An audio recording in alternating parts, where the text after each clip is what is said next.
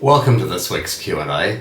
We've got a wide-ranging question today from a viewer in the UAE, and he's asked us, look, what am I going to do? I have 2 fixed interest rate loans coming off fixed rate about mid-year, and I'm looking at the current interest rates and seeing that they're almost 3 times higher than the rate that I'm on.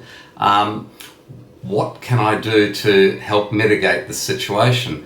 Now, it is a great question because, as most of our viewers would know, there are many people in the same situation with a lot of fixed interest rate loans rolling off either in sort of March, April this year, or June, July, and then some later on in the year. So it makes up a fairly large percentage of loans with a lot of the large home lenders, especially Commonwealth Bank and Westpac.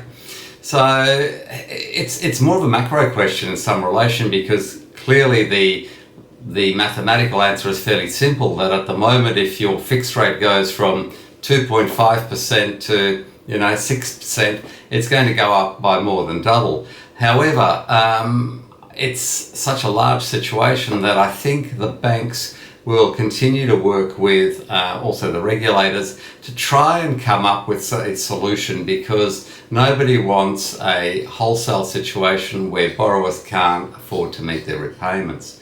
And there are very few other ways apart from reducing discretionary income.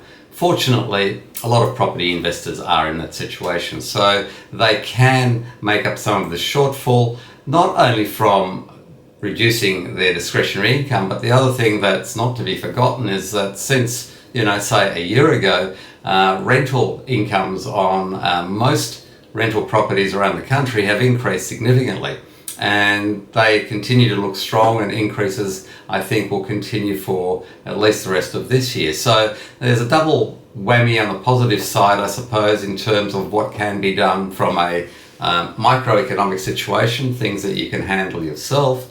But then obviously the regulators don't want any sort of impact to the financial security in Australia to occur. So I believe the banks will try to help and manufacture certain situations where people will be able to perhaps take advantage of certain products that may not be in the market yet, that will assist them at least in the short to medium term to overcome this hurdle and adjust their cash flows to be able to compensate over the longer term.